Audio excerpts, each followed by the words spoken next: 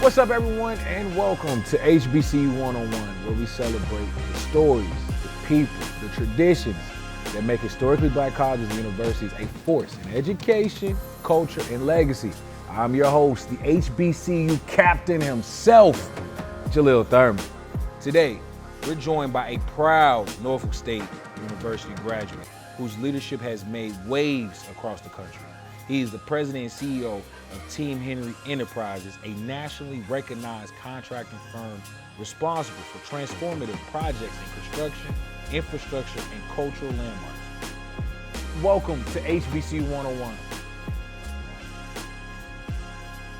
Beyond business, he has made history, leading the removal of more than 20 Confederate monuments, including the towering Robert E. Lee statue in Richmond, Virginia, forever changing the landscape of America's story.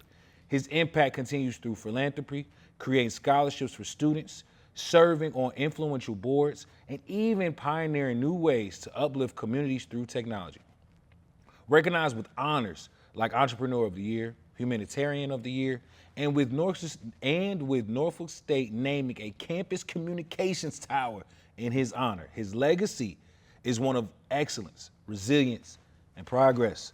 Please welcome to the show a builder of businesses and a breaker of barriers, my big bro, Mr. Devon M. Henry. Ooh, that was nasty, brother. My gosh. Oh, jeez. Yeah, you know. That goes down as the best intro I've ever had. And I do a lot of interviews. You do. Nothing can touch that one, brother. Yeah. Well done. Yeah. Thank you for having me. Really appreciate it. It's an honor to be here, Listen, brother. the honor's all mine. Yeah. You know what I'm saying? You big bro, you OG. So it's great to have you in the building. Yeah, Even yeah, got me yeah. representing a little Hey, state man. today, you know what I'm saying? Man, you look good. Hey, you listen, look good in it, brother. listen. I'm just saying that the Norfolk State brings out something, inside of you that you didn't even know you had, okay. man. That's what they say. That's exactly I what got they you. say. I got you. I know they say greater happens somewhere Yeah, else, yeah, but here, you at right now Virginia you're State. beholden, baby. I ain't gonna be mad. Now look, before we get to you, your story, I got 5 on it. Okay. We choose this or that, or who or what, you got 5 on, all right? How we gonna talk? We gonna talk HUs. Who the real HU to you? Who you got 5 on? You got Howard or you got Hampton? Yeah, I know you got relationships all over the United States, so I'ma just say, who you got 5 on? Because it's VA, I'm gonna go with the home by the sea. Oh, you gonna keep it safe? I'm gonna keep it real. I know way too many people on both sides. Yeah. I think they both do good things, but look, the home team. Okay, I ain't mad. Yeah. Hey, I keep it, man. All right. Yeah. Now let's talk homecomings. A&T, G-Ho, or Spellhouse. Who you got 5 on? I'm gonna go Spellhouse. You going Spellhouse? Going Spellhouse. Oh. Yeah. They got a nasty little thing they doing over there. Some of my partners, they got a whole ordeal that they do, and it turns out to be a real nice function. Okay. So yeah, real nice function. Not real nice function. So I'm gonna go with Spellhouse. I heard you. All right, let's talk HBCUs. Let's talk your school now. Okay. Right? And now you got a very unique upbringing. I mean, your mother had you at 16. There's really no blueprint for college or anything in that sort, but you were determined and destined for success. I mean, at first you had your sights on Virginia Tech, but that good old Center for Materials Research Scholarship came through at Norfolk State, and that's how you became a Spartan. Can you walk us through what moving was like for you and stepping on campus for the first time? First of all, your research is impeccable. I'm just gonna throw that out there. That's well done. I remember walking on campus. My mom. Obviously, I'm the first person to go to college, so we didn't know what to expect. Had never really been on a college campus before, and because of that, the scholarship I had to get there early. Right, so I came in the summer, so it wasn't like crazy with all the people that was moving in. So we had a different move-in process, right? But I tell you what, when everybody started coming and everybody started moving in, I was like, oh, this what we doing? This is feeling like home, you know, and this was feeling like familiar, like this is where I'm supposed to be. And when I started getting connected with the professors and just the scholarship program and how they were kind of putting their arms around me and making sure we were doing what we were supposed to be doing, I was like, yeah, this is definitely the right choice. Yeah, now speaking of what the family coming in, you had a time at Norfolk State. You know what I'm saying? You had too much fun. You lost your scholarship, right? And you called Big Frida, told her that, hey, you lost your scholarship, and she said, I know you lied. I know you lied. And you ain't coming home. And you ain't coming home. And at that moment, you locked in, you Yeah. know, and, you know, like so many of us that go to HBCUs, you know, the extra support. Yeah. I mean, you had people like Miss Carmen Brown, Miss Melissa Barnes that really helped you put them coins back together, working at Alamo. You was doing everything you needed to do. For you, what did it mean to get that second chance, though? It meant everything. And that's why I believe so much in, you know, HBCUs and our people, because they cared about me enough to say, we're not just going to throw you away because, yeah, I squandered a really great opportunity, right? But I knew when I called my mother and she said, you ain't coming back home, that I had to figure it out, right? And me figuring it out was, all right, I got to get a full-time job, and I had to work during the mornings from 5 in the morning to 1, and then I went to school for the remainder of the day, right? So at that point, I was locked in, and I was starting to pledge too. So I was pledging Phi Beta Sigma Fraternity Incorporated, Delta Zeta chapter, and nothing that I was doing at that time was easy, but it gave me this sense that if I can come through this, I can come through anything. And it was because of the support of those, like you mentioned, Carmen Brown, Dr. Barnes, and other professors who said, hey, yeah, come on, we're gonna get you a work study. You ain't gotta be working at Alamo, cleaning cars and busing them from the airport and back. We're gonna have you something here so you can be closer to campus, you can work regular hours, and you can go to school during the regular times. And so had it not been for them, you know, it probably would have been a different situation. My story would probably been different. Yeah, I mean, that's the thing that I find I love most about HBCUs. Right? When you talk to, I've talked to a plethora of people that, you know, everybody's story is different, how they got there, their experience there. But the one thing that resonates and stays the same is family, no matter where you at. You know, Virginia State, Norfolk State, Hampton, Virginia Union. Yeah, we all in Virginia. But the one thing that is that the consistent across the board is family. Yeah. And you got people that the presidents or administration that want to see you succeed. Yeah. And they might know your mama. They might call and tell her they got you, but they're gonna make sure you good. Now, you mentioned your fraternity, right? Yeah. Now, you was in SGA and you were in a fraternity like myself, right? I was SGA president, Cross Q. Those two experiences alone really shaped just my life. Yeah. For you, how did these organizations kind of shape who you are today? And even that, why Sigma? Yeah, so I was a part of SG. I wasn't like president but I was always with the folks, and I was a student ambassador, right? So I already had enough of respect and love for this institution that I wanted to make sure other people came. So when it was time to do tours, I'm there, right? I'm showing folks around. And then, you know, when you talk about fraternities and sororities, which I feel are still extremely relevant and needed today, I didn't know much about fraternities, right? You see the stereotypical things that you see about, you know, what the Qs do and what the Kappas do and what the Alphas do, but you didn't really know much about Sigma, and at least, you know, on our campus. We had, you know, probably one of the smaller chapters initially. It was like 2 pledge, then 4, 2, so 4. Like that was the numbers, right? And my best friend, his brother Elvis, his brother pledged at Tennessee State, and so when he came, he was like, "Yo, I'm pledging Sigma." I was like, "Really? Tell me about that." He's like, "Well, you go look it up." So he didn't really give me much, and so but it made me, and he was my best friend, right? You saw Elvis, you saw Devon. And so when he pledged in spring '97, and then turned out he was my dean in spring '98. So when we came in, he had 2 on his line, him and Ron, and then I had 4. But then after that, it got crazy. We had 10. Yeah. We had 14 after my line, then 10, then another big number. I mean, so everything was double digits, and I think it was just about us being folks that people could relate to, that we was always in the caf, we was in fashion shows, SGA folks. We were amongst the people. And so when they saw us, they was like, yo, they ain't got no stereotype, they ain't got no, this, something that they're trying to be. We were just always who we were. And I think folks just gravitated to, man. And so we end up, everybody has their own thing about what they say, who ran the yard. Right. If you ask an objective person, they gonna tell you who was running the yard during this time. I mean, because we won every step show. We came to Virginia State, won y'all step show. State.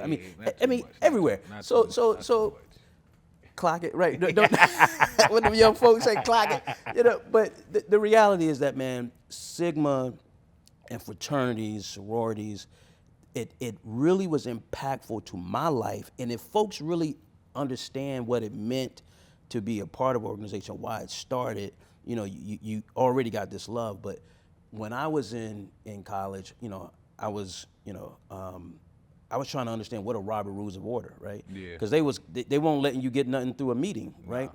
And so public speaking became a thing. I talked about step shows. We stepped all over the country, bro, from New York to Florida. Oh, wow. And was winning, right? And so when I talk about what the benefit personally Sigma has done for me, it has allowed me to catapult to all these boards. So when I walk in on these boards and I'm this young black cat, like, yeah, what are you gonna talk about? Then I'm like, yeah, I need a second, you need a motion, no, that's out of order. Yeah.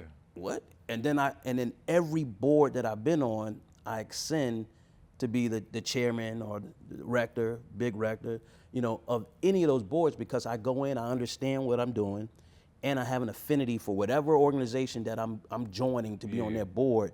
I'm with it. So I have the gumption to say, yo, I'm gonna spend the extra time to understand the mission or whatever it is that I'm trying to do. And it's crazy that you say that, because when I talk to your brother Rod, shout out to Rockstar. Shout that's out the big to Rodney. Bro, that's my brother, man. But when he talks about Sigma, he talks about you. Yeah. And he talks about how you define, you was who you were. Yeah. Stayed in your own lane, your own path. And that's what inspired him. Yeah. Because he saw you. Yeah. So he's able to see that. Yeah. And even that from brother to brother, like, how does that make you feel? Man, so Rodney is like, he is obviously my younger brother. We're 6 years apart. But anything that I would do, he would do, right? And I knew I always had to have that's in the back of my head as the older brother, and I got a bunch of siblings that say, all right, Devon, you gotta be on your stuff, right? You gotta be on your game because you got people looking. And I know he's looking even more because we bonded like, I had to watch him when I was a kid, right? Just because the situations with my mom. So we grew up differently, and it just feels, because everybody loves Rodney. Like, Rodney has this electric energy, vibes. He's a good-looking dude. He's athletic. It's hard not to want to be around him, right? So everybody sees him a certain way. I see him as my baby brother, who I love dearly, and I know has the potential to be anything that he wants to be. And so I try to make sure, when he's trying to, he's become an entrepreneur, he's a father and a husband. I just try to give him some guiding principles around that, because I know he's going to take it to heart if I say it. Yeah. So I take that responsibility of being a big brother. I take it real serious. And he takes the responsibility as you being big brother. This from knowing him personally, and I think he even said one time, he don't call nobody big bro. Yeah, he said that. Cause he only call you big bro. Yeah. Nobody else big bro. Yeah. Like, everybody might be something else, but you are the only person that he calls big bro. Yeah. And I know that just means you mean the world to him and to the family. But Rodney's a Trojan, Virginia State. So, clearly it was one piece of that he might have got wrong. You know what I'm saying? It's okay. But back to Norfolk State, let's talk homecoming, man. For you, when you look back at undergrad, what was one of the most memorable homecomings for you? It's probably two. One, when Jay-Z performed. Jay-Z came to the yard. Oh, yeah, let's talk about that. You can't That just was- don't slide that by was- that now. You know While I'm watching all of you watching me closely, I was like, yo, Jigga in the building. It was crazy.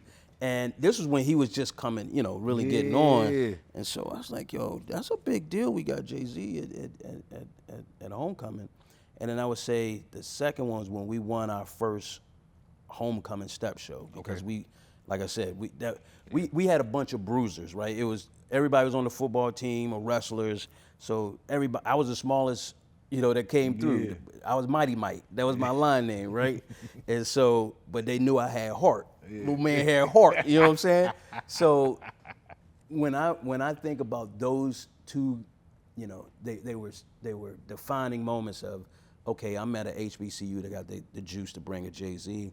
And then I got this moment when we crossed, and the first step show we did, we killed it. Yeah. And then it was just over from there. It's crazy you say that. For me, freshman year, we had dope artists come throughout, but like that was my first HBCU homecoming. That was my first real taste, for real. Like Virginia State was like, my first experience at homecoming. Like I grew up in Chicago, so it wasn't like, being in the 7-5 or being in Richmond, or you have opportunities to kind of go and learn, right? Yeah.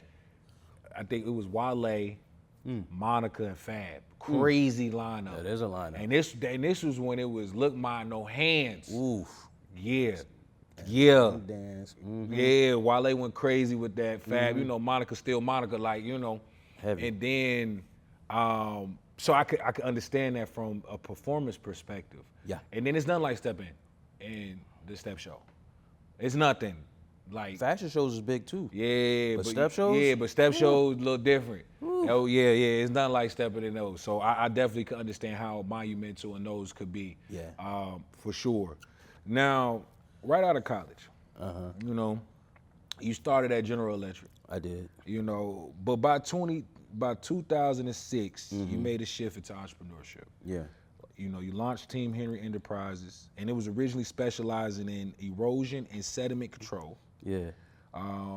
Why did you make that pivot, and how impactful was Grinley Johnson, who at the time was the Deputy Secretary of Department of Transportation, and helped guiding that transition for you?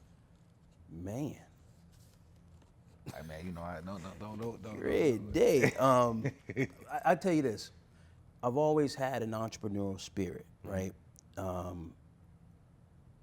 And even when I got my master's degree, it was environmental management with a business concentration, and I was like, man, I need to figure out what I really want to do. And GE was great. I mean, it was the best thing that I could have done because of the training ground, the reputation that it has, and then just the credibility that it would give me, right? And I rotated through these it was a corporate leadership program, and so you rotate through, whether it's, I landed in infrastructure, but you go through like healthcare, appliances, all these places all these different business units that GE owns. So I landed in infrastructure. I was like, I like designing. I like bringing what's on paper to life. Yeah. And again, I had the entrepreneurial spirit. So I was working in New York at the time, and I got a glimpse of what they were paying for me, like charging just for me. And I was like, whoa, y'all paying me well, but that's different, right? Yeah. And so the mindset shifted to, all right, Devon, you have the ability because you are the talent, right? You are what's being built on. So if you have the ability to do that and turn it into an entrepreneurial type endeavor, then why not do it, right? The issue was, not totally issue, but it was one of the drivers too, was my daughter was just born. My daughter was born 1 pound, 12 ounces. Oh, wow. So she fit in my hand, right? So I'm big time March of Dimes supporter, chaired that board as well, raised hundreds of thousands of dollars. But it was because of the limitations that my wife would have, because we had to constantly take her to the doctor, right? She had developmental specialists, she had to go to. And look, the story ends very, very well with her. Like, or the story still's going. Like 1 pound, 12 ounces. And as young parents, the everything they're telling us is like it's not gonna be good for you, right? But you know, she's 22 now. She's just started her grad school at Columbia in New York City. So, look, man, that focus of, all right, I need to figure something out that I can be home more.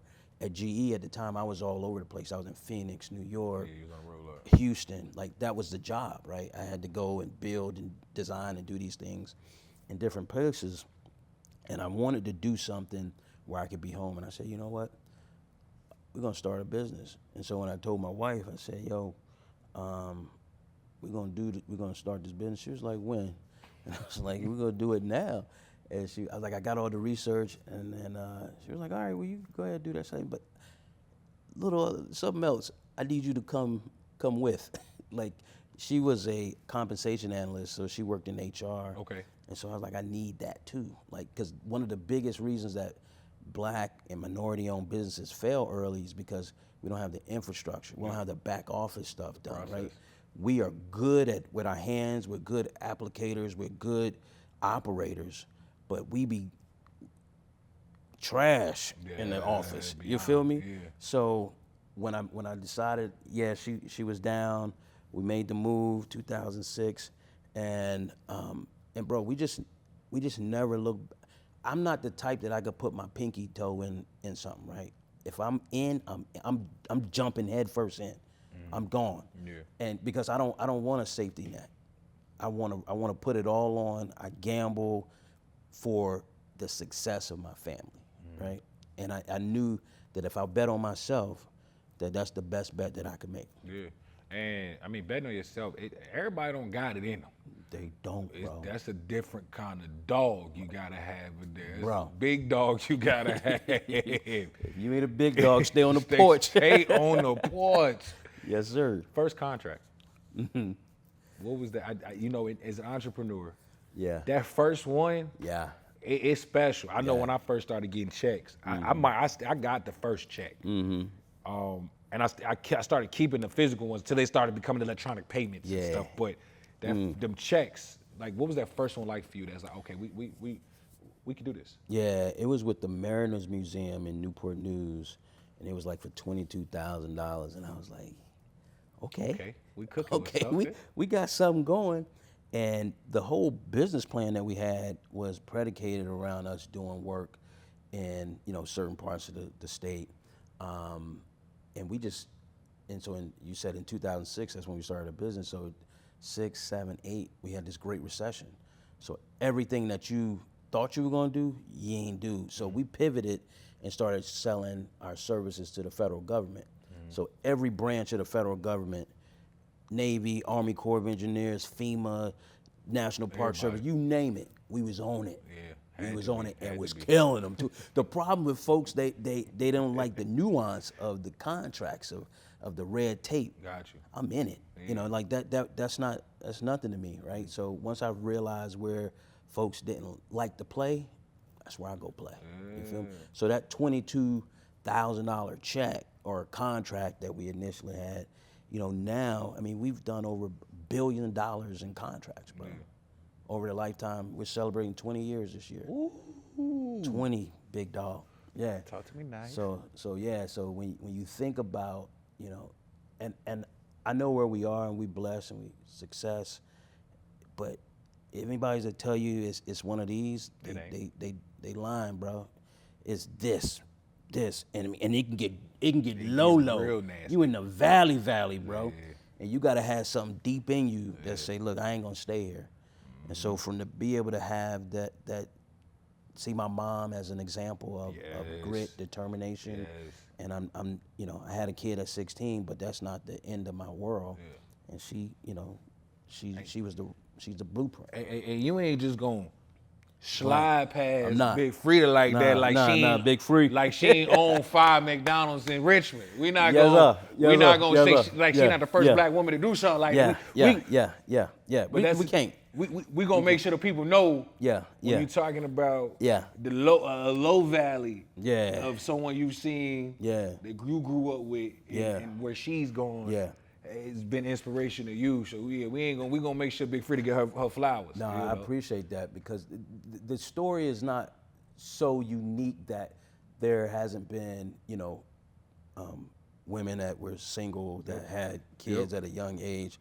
What's unique is that my mom just never said, this is how I'm gonna end. Like this is not where I'm gonna be.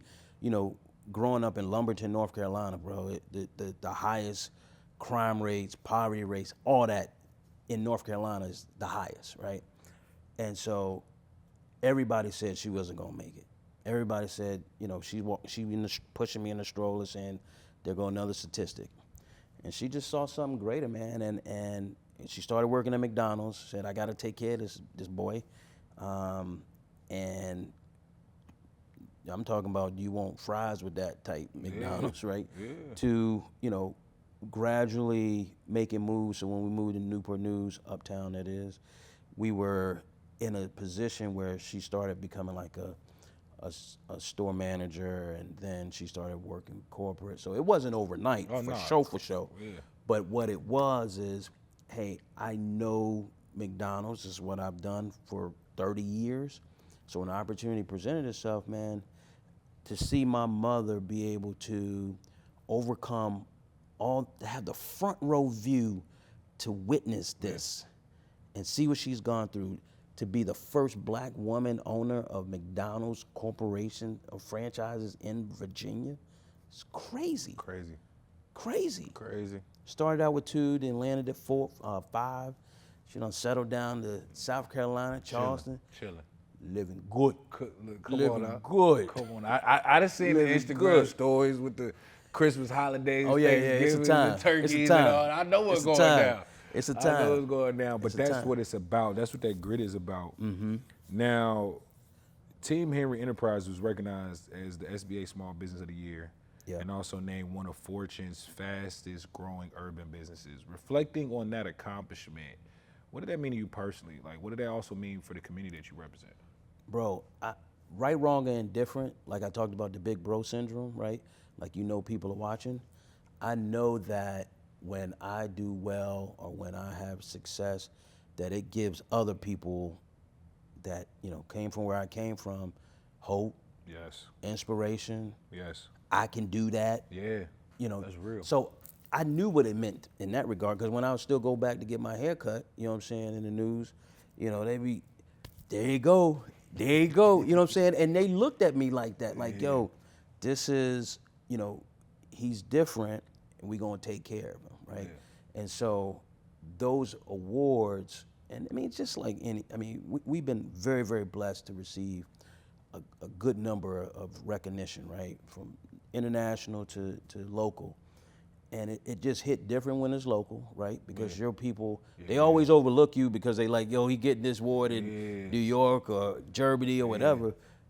But it feels good when home say, we recognize. We recognize what you've done. Mm-hmm. We recognize the love and passion that you have for the community and the people. Let me show you some love. And so that's why the Norfolk State thing hit different too, but we'll talk about that at some point. Nah, that definitely. I mean, it's nothing like that kind of love. And then I think too, no one's in it with you. I mean, your wife was in it with you, so it's different. But that's it. Yeah. So the highs, the lows, the valleys, the emotions, the roller coaster, they just see the shine. Yeah. They ain't seeing the grind.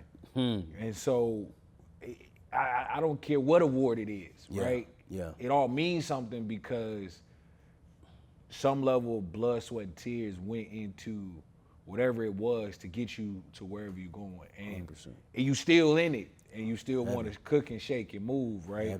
Heavy. And so let's talk 2017, all right? The Unite the Right protest in Charlottesville changed everything for you and reshaped how you view both construction and the impact of your company. The protest centered around Confederate statues, and in that moment, God put something on your heart. You decided that you wanted to take the responsibility of helping remove Confederate statues across the Southeast. But before we get to Richmond, because Richmond is its own Yeah. Walk us through what was going through your mind of a task of that magnitude. Yeah. So the timing is a little off, but the notion of 2017 and Unite the Right was is what started all of this, right?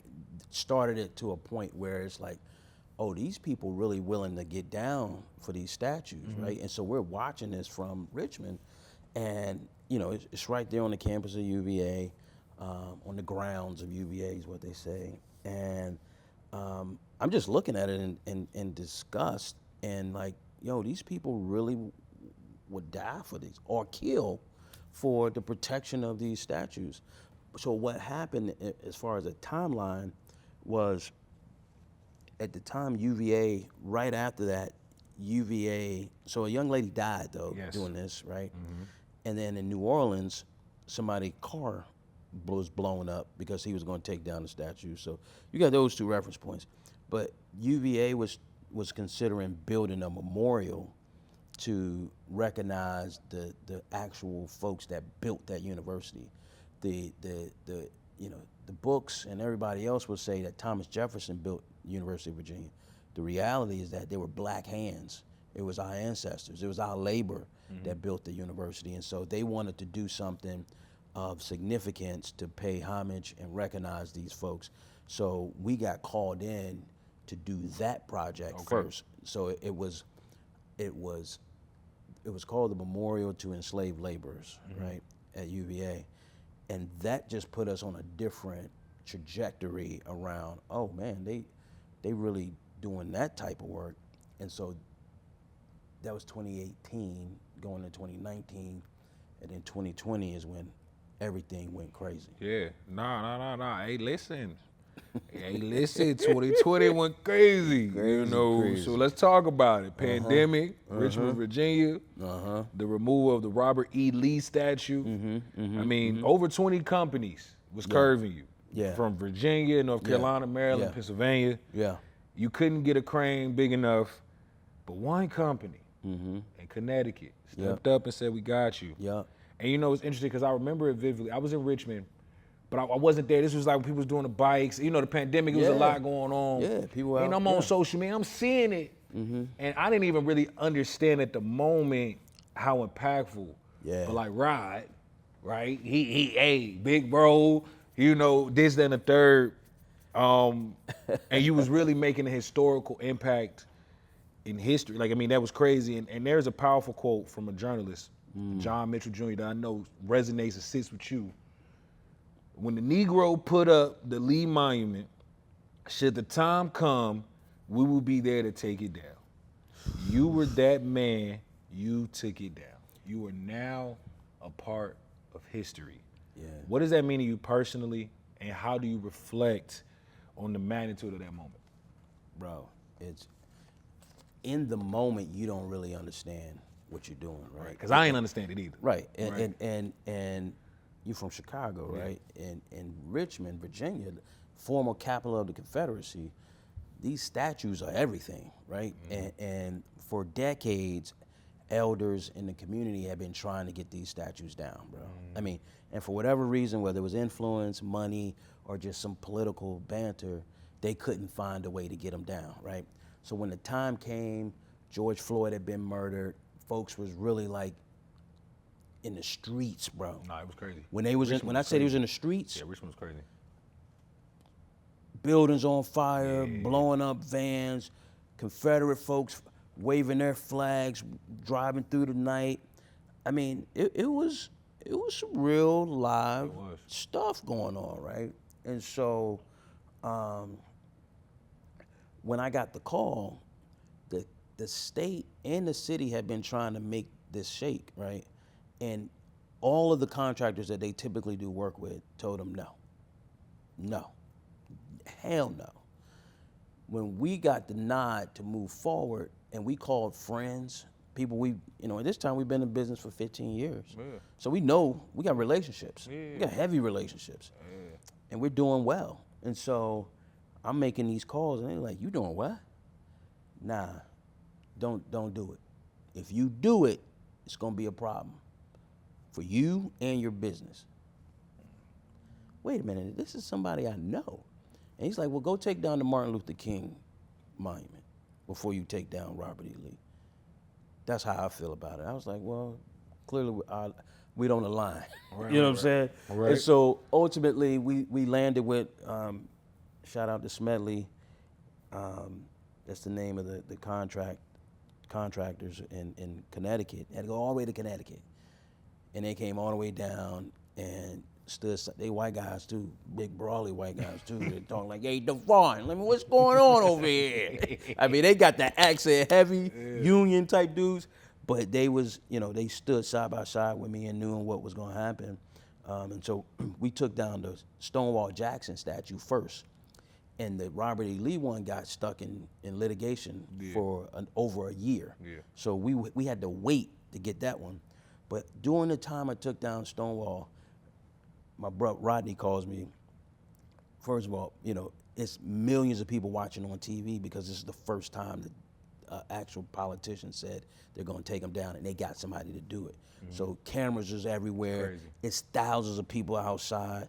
I'm trying to figure out what the security thing is. I got a bulletproof vest on. It was that type of time, right? And so Rodney was going to the dentist. He was going somewhere. He's like, you all right? I said, it's kind of crazy out here. I'm on my way. Right. Yo, he pulls up. He there. No nothing. Right. Nothing. Just like, I'm here, yo. And so it took us a little while to get it down, but after that happened, man, the spirit of the people, it can't be replicated. The joy you saw on people's faces, bro. Yeah, man. The elders coming up to me like, hey, and never would I compare myself to Barack Obama, but they say, look, never in my life would I thought I'd see a black president, and never in my life would I thought I'd see these statues come down.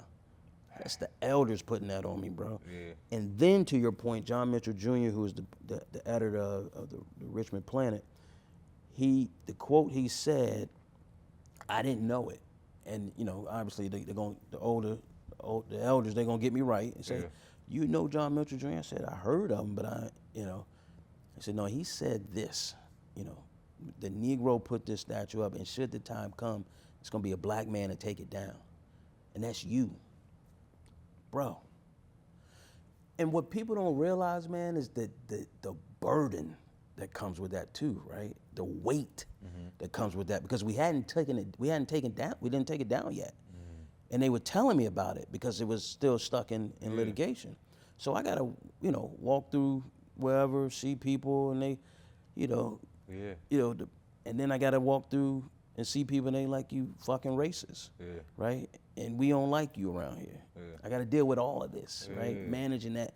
Mentally, it was a thing, bro. So while you in it, you don't feel like history, but you know that everybody at some point, and what I love, I got this book coming out, it's called Should the Time Come, right? Based on what happens, is like, should the time come that something needs to be done bigger than you, how are you going to respond? How are you gonna respond? And you responded. Responded, bro. You responded. I got that thing. Come I got on that now. dog in me. You needed a big dog that day. It needed that. Yeah, no, we just had courage, man. Yeah. And sometimes that's all you need. Yeah. And you did it, and you stood 10 toes down. Yeah. And like you said, you don't put a pinky in it. No, man. You said, look, we all in. And Gotta we're gonna be all in. Gotta be. In the community, the family, the support. Everybody was all in with you. Mm-hmm. And I think that's what even makes it even more unique, was that you had everyone from my age, my generation, a little younger, to people your age, your generation, and older. Yeah. You know what I'm saying? I know you're creating levels of impact that resonates with all walks of ages of that life. You know what I'm saying?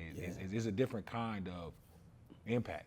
For real, especially in the community of Richmond, 804 for sure. No, that's a great point, bro. And I'm walking, as I'm walking around Norfolk State, and I'm going through the bookstores. Hey, yo, you big rector?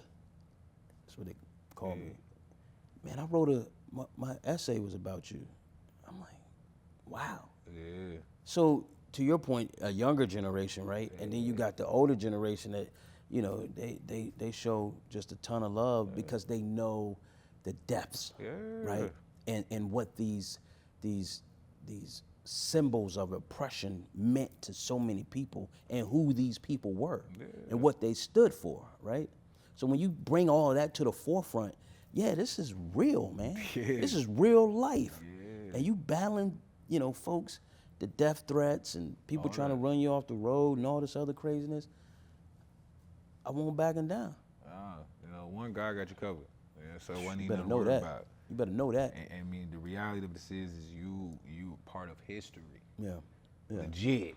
I don't run from it now. Yeah, You know. It was hard to embrace, but it is what it is. Because it's familiar now. Yeah. Very.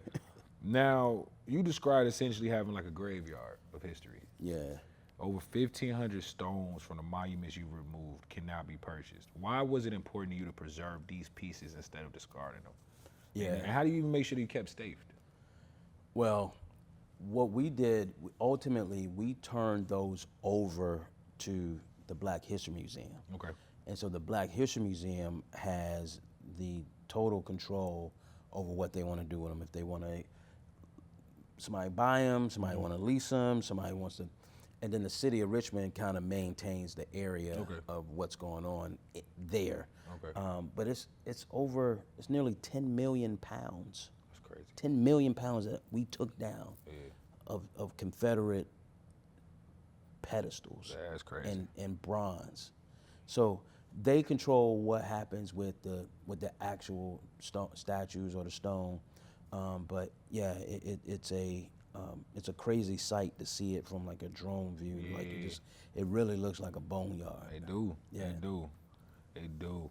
You've led a multitude of projects. Yeah. I mean, over the course of 20 years, from building hospitals to work at the University of Richmond, to even restoring the first home built by a Black man in Jackson Ward, one of Richmond's most historic neighborhoods. Yeah. But I think what I really loved about you is that it wasn't always about money. Mm-hmm. You've left money on the table, millions on the table, because you care more about impact and making sure that these projects happened Yeah. versus just chasing a dollar. Yeah. Why was that important to you, and how do you define success through that lens? Yeah, that's a good one. You got to you got to be real okay Yes. with leaving millions of dollars on the table. Look, we've been blessed, bro, over and over and over again, and we've had, you know, the ability to bless others. And so, knowing what we did with the statues, knowing what we did with the memorials, and what they mean to descendants, what they mean to communities. Yeah. I wanted these type of projects to come to life, right? And what we were seeing was, you pointed out, we build hospitals, restaurants, office buildings. We do all the stuff, right? All the things. And when we go out to receive bids or solicit, you know, from our subcontractors, or, you know, to give us a price for this or a price for that, because as a general contractor, you're getting all the subcontractors to do the work, you managing the work, right? So when we go get those things, you know, it's a book this big of so many different companies that want to do work on this bank, right? Or want to do work on this school. But when we were doing the work, like building the Shockoe Institute or building the Jackson House project for Skip Whip Roper, or the Slave Trail that we're renovating, the book was like this. It was like 2 bids in there. And then you got people that's coming behind it and saying, they put it out for bid before, and when we came in, our bid was like $2 million less. My people was like, hey, $2 million? We leaving $2 million on the table? I said, this is what it costs to do the job. This is an honest pay. We're gonna make an honest wage, and we get to bring something to life that your kids, that my kids, their kids can say, look, our granddad or our dad did that when it wasn't cool to do it. You know, this administration got people, you know, cowering big time about really telling the story of how Black folk impacted this country, right? So when you're staring that in his face, and you got people who are willing to stand up, I'm standing up with you, and we're gonna make it work. Yeah. The money gonna do what the money do, right? Yeah. And we gonna be okay. I mean, because it's purpose driven. It's purpose driven, bro. You know, so the money gonna come. Money come and go, It's bro. one thing about money, it gonna come. Why? And it's gonna go. Why? You gonna make some money. Listen. You gonna spend some money. And blow money, Yeah, and lose money, yeah. and people steal money. Yeah, All well, of that's gonna happen. Yeah, but it's nothing like being fulfilled of something that's your purpose, Bro. and that's all that I'm hearing. Because even that, you've been doing your purpose and following that lead, and God has been blessing you because you've been sticking to your purpose and what He's put on your heart. And that's what's been able to make Team Henry Enterprises go That's crazy. so real, bro. You know what I'm saying? So real. I'm glad you said that because I was at church. I was preaching at a church. Didn't know I was gonna preach, but got called up and did what I did. And I was saying that for people's lives, the journey of their lives, they wonder why are they supposed to do what they're doing, or what is it that they're called to do. I feel like this is what I've been called to do, man, to serve in this space, right? To tell stories through construction when others wouldn't.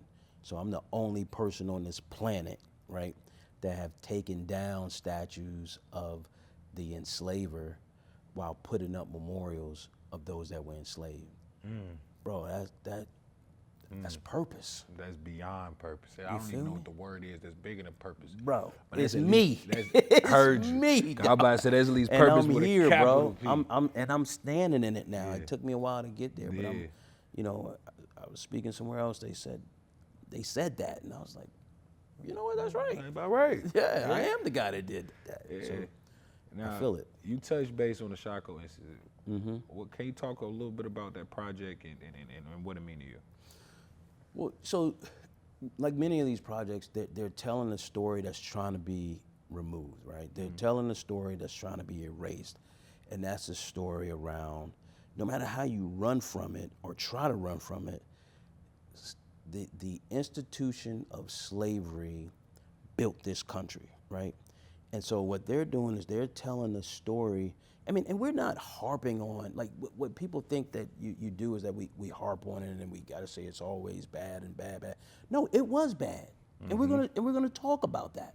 Yeah. But at the same time, there's a time to talk about where we are now and where we come from, but we can't forget that. Right. You can't just throw that out. And so the Institute is going to really tell the story of how the institution of slavery and how the United States has profited, how it was governed, how it was catered to, you know, a certain group of folk that didn't look like us, and that people benefited from that and got this start that we just never had, right? Yeah. So it's just telling that in so many different formats, so many different exhibitions, different artists. I mean, it's gonna be real dope. I'm not on the curation side, right? I'm building it, right? I'm making sure all the nuts and bolts is in there and everything is gonna be where it's gonna be. Yeah. But yeah, they got some really dope artists and things that are coming in. I think it's really cool to just be able to be a part of history, man. Yeah. Like, cause you are a part of history. Yeah. Everybody can't say that. Yeah. You know, you a historic brother. Yeah.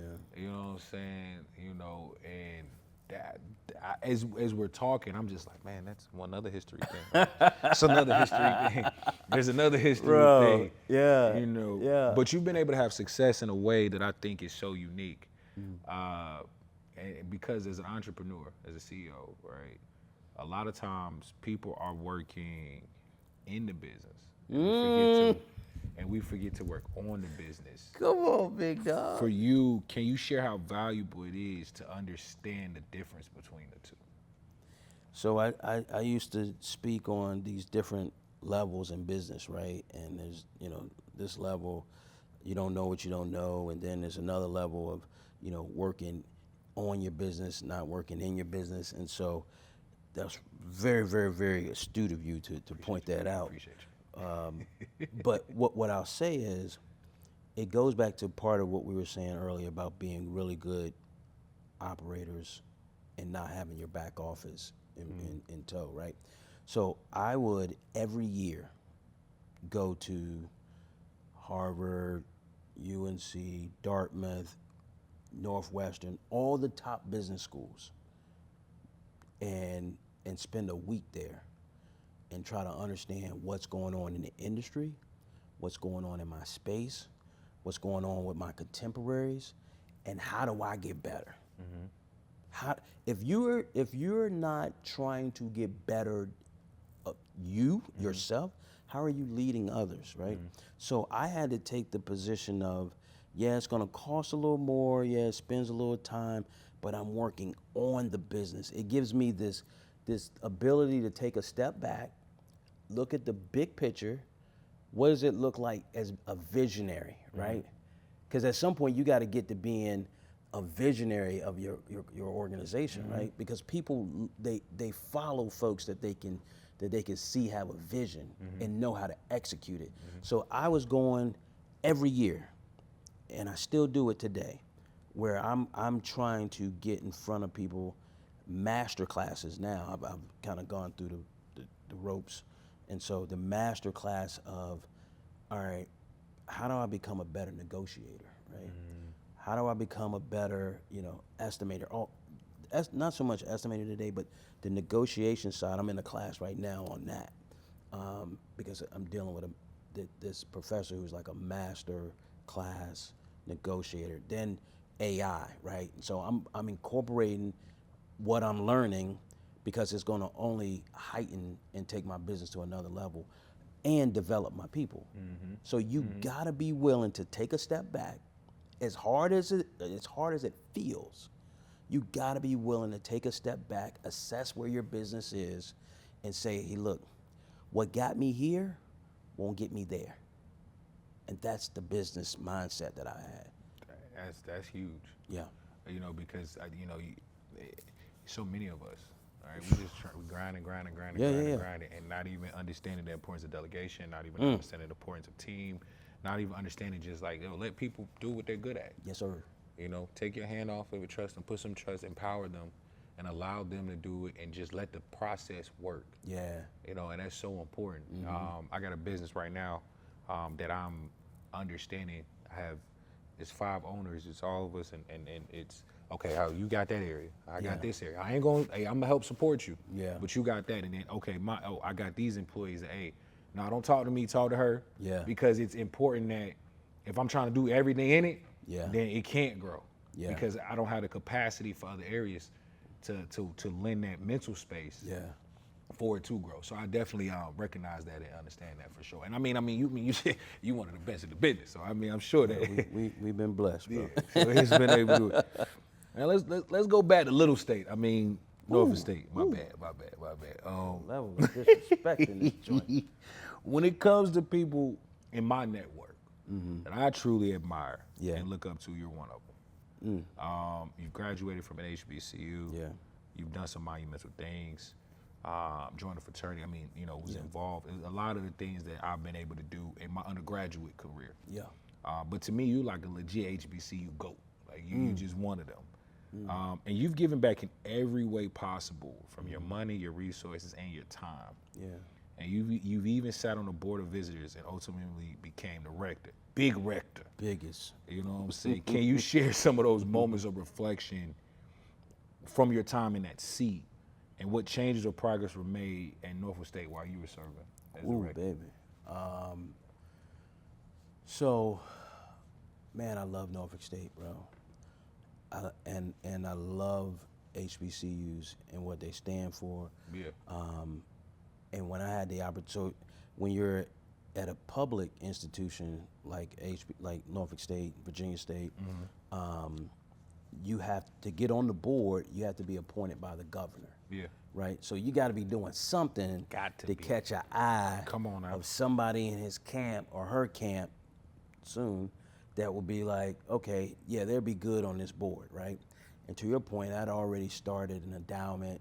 I had Team Henry scholars running around Norfolk State, and the president when I first got there was Harrison B. Wilson. Right? Okay. That's Russell Wilson's grandfather, Yeah. right? And I seen him much later at a football game. I was getting invited to things at this time. And I said, I'm gonna be on the board. He's like, well, go do it, young man. I said, watch. And so I told his daughter that, April Woodard, and she was like, that he had a way of not even saying things, but just showing you that you can do things, right? And when I got on the board, 2016, I was like, okay, let me get my bearings, let me understand what's going on. So sometimes when you get on the board, you gotta sit back and kind of understand what's going on. Mm-hmm.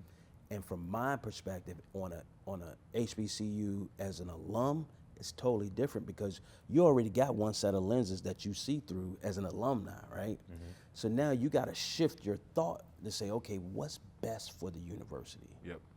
Like you're sitting on the other side of the table where you're trying to manage and understand what a $200 million budget looks like, right? Athletics is doing what athletics is doing. Student graduation rates, retention rates, financial aid. Like you got to understand, and that's how I attacked everything. I go in and say, okay, let me sit back. I ain't jumping in there trying to, make no waves on day one. I'm coming in to read. I'm reading everything. I'm understanding what's going on, and then I can assess and better, provide where I see value. So, interesting enough, when I came on, Eddie Moore, former president of Virginia State, he was the president. So, while I was on the board, I was involved with the hiring or implementing 3 different presidents. So Eddie Moore was already there, and then Dr. Stith became an interim president. He was on the board. We elevated him up. He was a great man. He's given a ton to Norfolk State, and then was able to hire the current president, Dr. Devon Gaston, who is affectionately known as Dr. J. Yeah. So I've had to work with 3 different presidents in that process, and then as I'm, maturing as a board member, and folks are seeing what I'm doing and how I'm moving, say, Devon, you want to be on the executive committee? Okay, I've already chaired all the other committees, so I know about student affairs, academic affairs, governance. So I go into actually being on the executive committee as the secretary, right? I said, I ain't taking no notes. He's like, well, we got that. We do that. You just said name you the secretary, right? So, I was like, all right. So we come into the leadership position, and then we start seeing things even more different, right? At that level. And then, we got the Mackenzie Scott money that came in. That was a whole thing, right? How she was very particular about what you knew, who knew, what you could say. You couldn't say nothing about it, right? So we have $40 million from the Mackenzie Scott money, Jeff Bezos' ex-wife. We got more money from the General Assembly to do capital outlay, buildings and things of that nature than we ever had in the history of the General Assembly.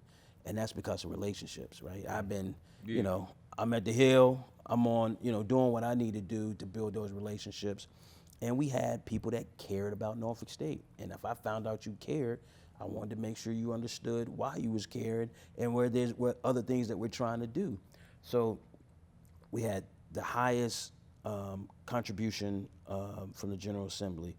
We got the $40 million from Mackenzie Scott. We ushered in our 7th president and Dr. J. The number of applications skyrocketed. Yeah. The basketball team, right, has been to the NCAA tournament several times. Now you say, why do you say that? You ain't had nothing to do that. Actually, I signed a contract, okay? I signed contracts. And so when I elevated to rector, and you see things in another different lens, right? Yeah.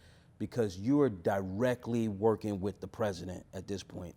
The board reports to the rector, the president reports to the board, right? So you got the president of the university has one boss, and that's the rector. So people don't really understand that dynamic, right? And so when I think about that time and not taking it for granted and understanding how I can bring some business acumen and just, how we do things, how we see things, how we communicate. I felt like I brought that to the table, man, and one of the greatest honors I've ever had to serve on my HBCU as the big rector. Big rector, not a little one. Not the little You know one. what I'm saying? Put your Not own the twist little to one. it. And even while you was on the board, I think what I've also loved is, you mentioned the endowment, from $1,000 scholarships to the $3,000 scholarships and all that. But for you, it was a very imperative that you didn't miss any commencements. And that you watched 7,792 students walk across the stage. Yep. To know that some of them were even Team Henry scholars. Mm-hmm. And how does it feel to know you were not just building projects, but helping save lives and futures? Bro, I mean, you hitting on a lot of things right now, because that number is real, right? I didn't miss a commencement, and everybody that walked across that stage, I had my opportunity to lay eyes on them or shake their hand, right? And then what was later so dope, my fraternity brothers, somebody had noticed that I signed, my signature is on their diploma, right? And so not only is it on their diploma, but on their Sigma certificate, because I was the Eastern Regional Director, I'm on their certificate also. So they're two greatest things that they've done and accomplished from college, right? Pledging and graduating, my signature is on there. Bro, I can't make this up, bro. No. Like, this is, it's such a blessing, bro, to be able to say some of the things that I've done or been a part of, or someone saw something in me that I didn't see and allowed me to be in the room. Yeah. But I never took it for granted. You can't. And I always wanted to bring others with. You got to. Always. There's people that get up the ladder and then they pull the ladder up. No. Now I'm bringing that jank down even more. Got to. Come on. Come on, to. big dog. Because you're going to put the right people in the room. Gotta You have know what I'm saying? You're trusted. And anybody know you, know that if you stamp it, Yeah. it's gold. And you know what's even better though? I did it without changing. Yeah, you did it your way. And that's why all my alum that's my era, or even the youngins, like, yo, I got sneakers on in the board meeting, not to be disrespectful, but I believe in folks being in a comfortable environment that brings out the best in you. Yeah. That you feel comfortable. And if you feel comfortable in a suit and tie, that's you. Yeah. I felt comfortable in, a nice sweater, nice V-neck, you know what I'm saying? Nice footwear. And that's how I got down with it, And you handled been there. And they could not deny that part. that's the So that's thing. when the youngins, they be like, yeah, I'm gonna go in an interview like this. I said, I'm just gonna give you a little something to go with you on this. I'm all for you being authentically you, but make sure you know your stuff. Yeah, that's what it comes And make down sure to. you're able to get in the dough. Yeah. Right? Yeah. So that's where I feel very good about is And even that, you're talking about your peers, I think what's crazy is, when you stepped on campus, you were just a kid. Yeah. And people got to really watch you grow into the man you are today. And we all know that journey. I mean, losing your scholarship, getting a little help on tests, had them life-saving swipes on the calf. That's the real HBCU experience. You better know it. I mean, but then being inducted into the Distinguished Alumni Hall of Fame and had that heartwarming and fulfilling. I'm sure that's on so many different levels, but hold on now. You get a call from the vice president. We want to name the communications tower after you. Yeah. That's a whole different level, a whole different high. And I know you were hesitant at first, but ultimately it happened. Walk us through the emotions you feel every time you see the Devon M. Henry Communication Tower standing tall in the middle, in the heart of Norfolk State's campus. Bro, honestly, is one of the most surreal things, man. It is extremely humbling, and it took me a while to embrace that. I'm not that boisterous and guy. Like, I like what I like. If you think it's flashy, you may think that, but I just like what I like, right? Yeah. So and you will never know, what it is, or unless you know, right? But this is just a different animal, man. And when I got the call, I was like, let me think about it, man, because that's a lot. And honestly, man, I was like, maybe they'll do something for me at some point. I never would ask for this. I never asked. And I'm thinking maybe like a classroom, like a hallway. Yeah. But boys joking and say, yeah, they was gonna give you the bathroom stall, right? This is Devon M. Henry stall. But to hear the communicate, bro, the joint sits in the middle of the campus. I know. It is the iconic structure that goes on all literature, commercials. You see this, all pictures. And I'm just like, yo, I got a lot of living still to do, right? I'm gonna make some mistakes, But I tell you, it's brothers like you, man, that I'll never forget. You sent me a text, and you text me and you said, hey, bro, you was like, this is what I want to do. I want to leave an impact. I want to have this sort of the impact that I leave, folks feel long after I'm gone. Yeah. I said, okay, this is what I'm supposed to be doing. Yeah. Because I don't need to do this for me, right? But it's the inspiration of others to say they want to do more for others. If that comes out of this, and look, everybody's claiming the joint, right? Like all my people, like, yo, we did it. I was like, yeah. It's I get so many pictures, like the kids, like in my era, their kids are starting school, so they go by the joint, yo, stay right there, take the picture. And the first time I walked back on campus last week to go to the football game, and it was the first time I came back since it was up. And it still felt like this wasn't, just wanted to walk around the joint, make sure all the letters were still there. Bro, it's on all four, it's on all four sides. I'm like, yeah, because I ain't see it was on all four sides the first time. I was like, yo, this joint is on all four sides. And so when I'm walking in, there's people that they're like, yo, take a picture. They want to, like, yo, we take a picture with somebody that's living, they got his name or something like this. And so you hear that, bro. Yeah, man. You hear that level of, we did it, right? We hear that level of love. I'm sure that there's people that got some hate, but I don't feel it, and nor do I care, right? Because what I do and what I've done has always been bigger than me, bro. Yeah. Always been bigger than me. It was just crazy walking back on campus and just everybody's like, yo, congratulations, we love it. Couldn't be in a better person. All the things. Yeah. That's love, bro. It's different. Because when you care about things bigger than yourself, when you care about impact, when I text you because I have aspirations. In my high school I want to do something. In Virginia State I want to do something because I believe that those two, my high school and Virginia State made me who I am. Yeah. And without them I wouldn't be. And I love Virginia State. And I'm like but to know someone like I didn't know. Some of the people, you had presidents, Eddie Moore had a building, but that's, you were president. It's different. But like someone that I can text, I can call, I can kick it with parlay, kiki. You can kick it. Get some advice, mentorship. Yeah. It's like, whoa. Yeah. This is real. Like, oh, we can really do this. We can really do this. This isn't an everyday thing, but we can get it done. If you keep working hard, you keep showing up, you keep putting in the work.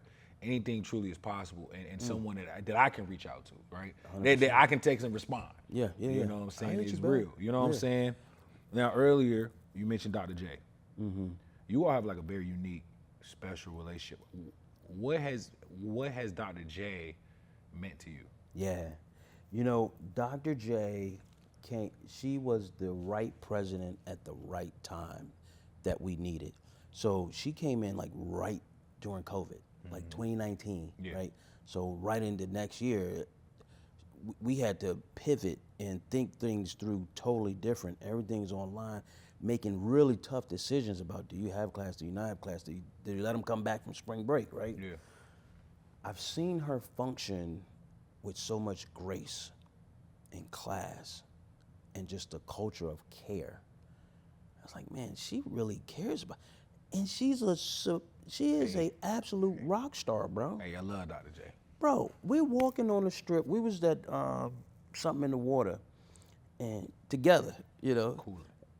And mind you, we talk every week. Like every week we got a standing call, and I'm walking with her.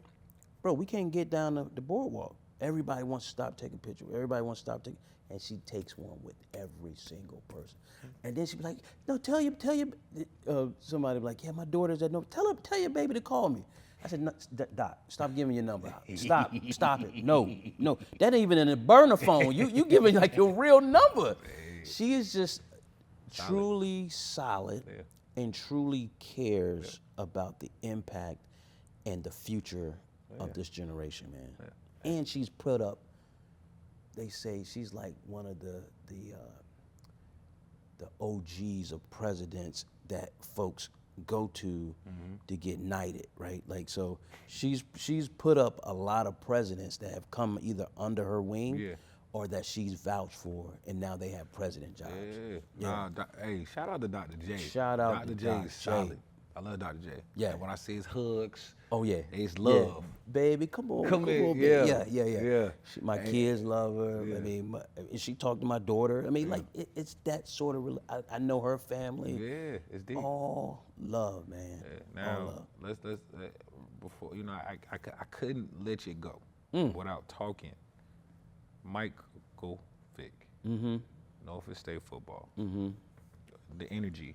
We're talking to Dr. J. She's like, yo, Coach Vick has been nothing but, on campus, locked in, just a great person to have.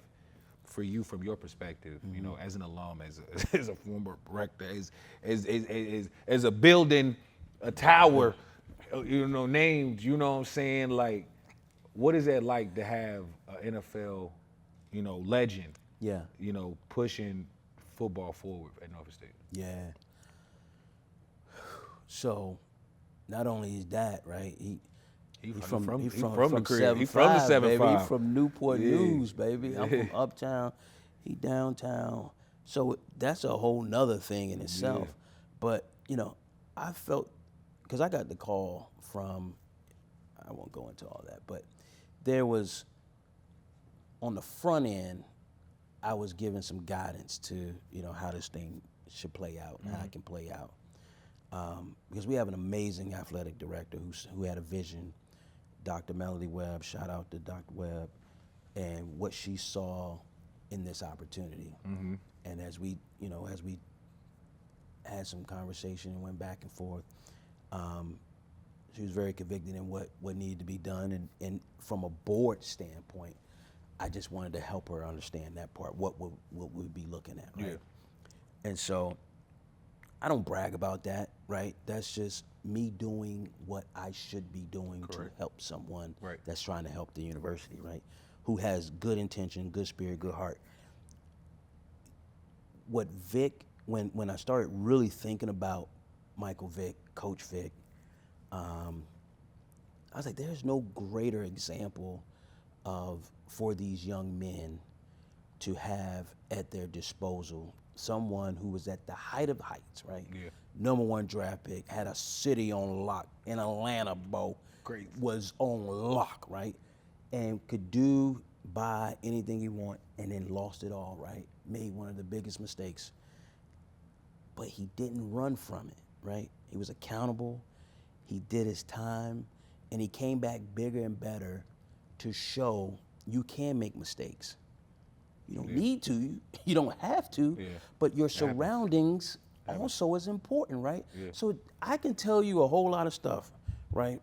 But if you've been through it and it's been publicized all over the world, it hits different, right? So I didn't think there was a better example of what a leader could be like for these young men, a teacher, a coach. Now, when they ask me about, can he coach? I don't know, right? That's just the real deal, right? Right. Because the reality is everybody that was a Hall of Famer in NBA, NFL, whatever, they don't always translate.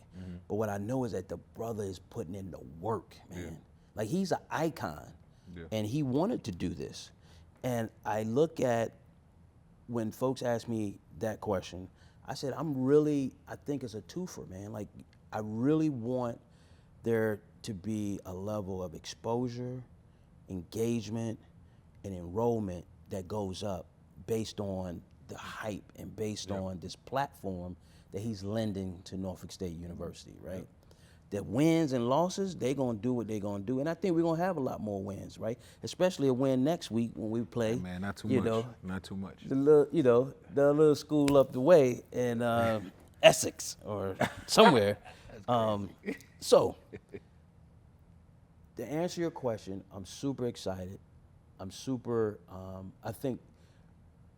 thankful that he said yes, that I could be doing a whole lot of other things, right? But what the impact that he's gonna have on these young men's lives, I think is super paramount to anything else. And we're gonna win. Yeah. We're gonna win. I don't know. I know next week, but I don't know like what's the season gonna look like. But I'm optimistic. I'm a huge supporter, and I wish Coach Vic and the staff, Big E, Mac, all them boys, all the best, man, because their heart's in the right place. Yeah. Nah, me too. They got dogs over there. I mean, man. regardless, little state and all, I want to see that him, Yeah. Deshaun. Yeah. I want to see them succeed, man, Yeah. because what they're doing for HBCUs, just like what Prime Time did at Jackson State and what Eddie George did at Tennessee State, and like we need all that, and I love it, and so Ticket sales through the roof right now. I know. Ticket sales went up. I mean, the cost of a ticket went up. I mean, all of that comes with the territory, right? It do. We're excited. One of our partners, HBCU Made, is an alumni social network for HBCUs. So my next question for you is, what does being HBCU Made mean to you? Being tried and true, right?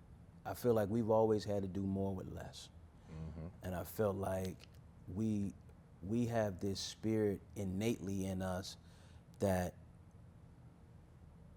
you look like me, we walk these same halls, all right, I got you, right? I feel that being HBCU Made distinctively makes me different than anybody else that didn't go to an HBCU. Because we are built differently. Hey, that's enough said right there.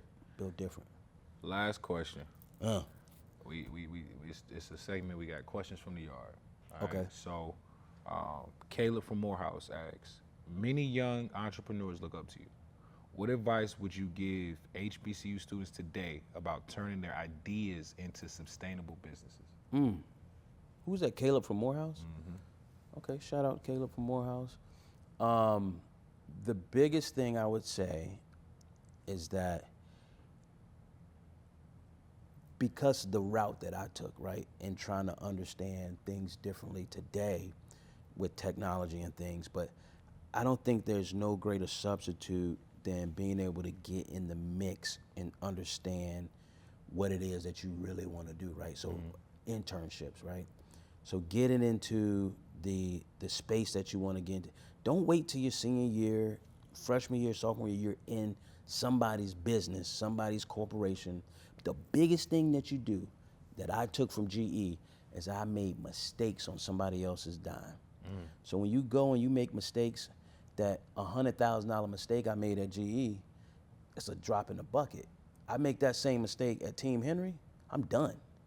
So when you go and learn and build and see things, right, that you can bring to your business, that for me is one of the building blocks of how you understand your industry, how you understand your business, and how you understand how to overcome mistakes. Yeah, hey, that's real. Yeah, that's real. That's beyond real. Yeah, that's real, bro. And the industries can vary, Yeah, right? for sure. But mistakes are going to happen. Yep. And if somebody else you can do that on a dot and learn how to recover, it's a win-win, bro. It's a win-win. Yeah. Hey, big bro. I just want to say I appreciate you. You came through dropping some gems. You know, you make Norfolk State look good. No, they you make know me that. look good, man. I'm gonna let you know that now, and I just want to end by just saying congratulations on all the success that you've had. And like you said, you got a lot more life to live, so it's gonna be a lot more celebrating. It's gonna be a lot more champagne drinking vibes that we gonna have, man. But from little bro to big bro, I appreciate all that you've done for the culture and the community and what you've done for Norfolk State, man. No, that's love, man. And I'll say this is my last thing I'll say. When I think about alums from HBCUs and specifically at Norfolk State, it is our responsibility. It's incumbent upon us to increase the profile of our institutions through our deeds, through our works. Yeah. It's on us. We got to go do things that people say, well, where did they go to school? Right? Because when you see people that did something, you're like, where did they go to school? I'm always like, did they go to HBCU? That matters. They do. It matters. Representation matters. Uplift, build up, and stand on this platform and profile that we build for our institutions, man. They do. It's love. I love you, brother, and I appreciate what you're doing, man. I appreciate that, man. Hey, man, you a real brother. From day one, you've always been extremely, what I get with is you're extremely humble, man. Like, you know, you doing a lot, but you acting like you not. And man, I peep game. And your calls, you're very professional about how you want to set up meetings. As soon as I say, yeah, I can meet, it's a calendar invite right in the email. So those little things, man, I recognize those little things I say are difference makers because God is in the details, man. And when you can get in the details and make the little things work, make the little things happen, you'd be surprised where you can go, brother. Hey, man, I appreciate that. I received that. Yeah. Listen, I hope y'all caught the gems. I hope it's been everything that y'all needed to be. And I just want to let y'all know that's it for today's episode of HBCU 101, all right, where we celebrate the people, the stories, the traditions that make historically black colleges and universities a force in education, legacy, and culture. I'm your host, Jalil Thurman. Peace.